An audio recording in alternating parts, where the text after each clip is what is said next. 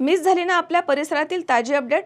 अहो मग आजच C24 तास या आपल्या YouTube चॅनलला लाईक करा, शेअर करा, सबस्क्राइब करा आणि बेल आयकॉनवरती क्लिक करायला अजिबात विसरू नका। साईराम इलेक्ट्रॉनिक्स अँड बॅटरीज तसेच बजाज फायनान्स राहुरी यांच्या संयुक्त विद्यमानं गणेश उत्सव व दसरा दिवाळी धमाका ऑफर। भरा फक्त 1 रुपया आणि घेऊन जा आपली आवडती इलेक्ट्रॉनिक वस्तू। प्रत्येक खरेदीवर मिळवा हमखास गिफ्ट। पहिलं बक्षीस इलेक्ट्रिक बाईक, दुसरा बक्षीस 43 इंची LED टीव्ही, तिसरं बक्षीस फ्रीज, चौथं बक्षीस वॉशिंग मशीन, पाचवं बक्षीस आटा चक्की। साईराम इलेक्ट्रॉनिक्स अँड बॅटरीज, खरेदी विक्री संघ, व्यापारी संकुल, Nagar Manmad road, Rahuri. Sairam hospital test tube baby centre. नमस्ते, मी डॉक्टर सोनाली माने, साईराम हॉस्पिटल राहुरी, मंदत्व तज्ञ व एम्ब्रॉलॉजिस्ट तज्ञ। आपल्या इथे IVF बद्दल अत्याधुनिक उपचार पद्धती उपलब्ध आहे।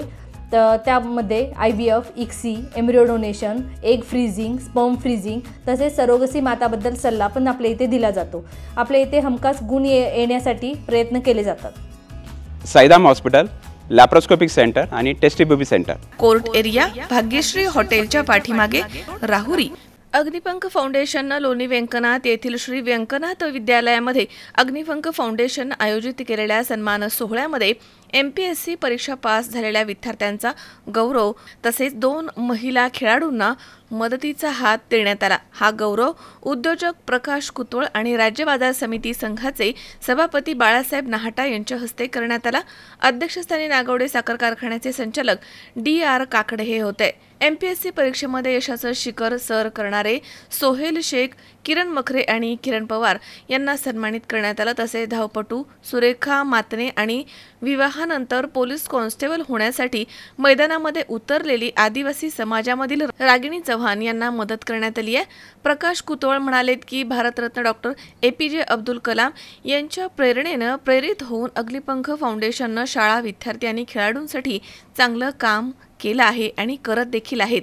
त्यामुळे ग्रामीण भागामधील विद्यार्थ्यांना प्रोत्साहन मिळतंय। बाळासाहेब नाहटा म्हणाले की अग्निपंख फाउंडेशननं निस्वार्थी भावनेनं काम करून प्रेरणा, विश्वासाची बीज पेरली आहेत।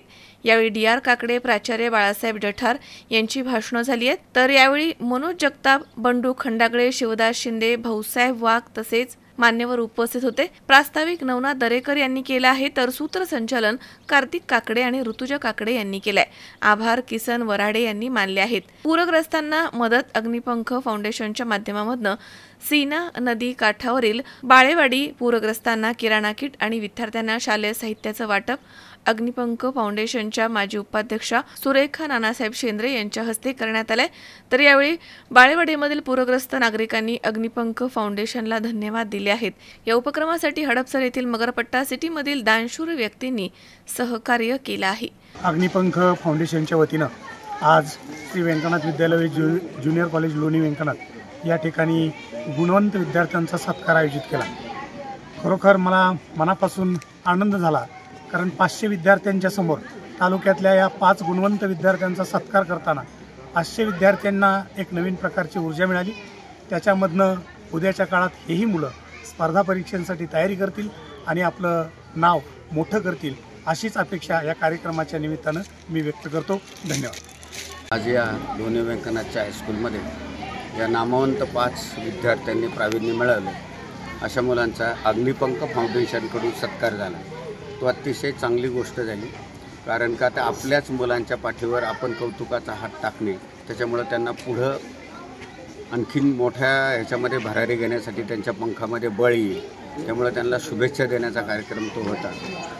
शाळेचे सर्व शिक्षक, विद्यार्थी, आमचे सर्व गावामधले प्रमुख नेते याच्यामध्ये एकत्र येऊन सर्वांनी हा आनंदाचा कार्यक्रम साजरा केला।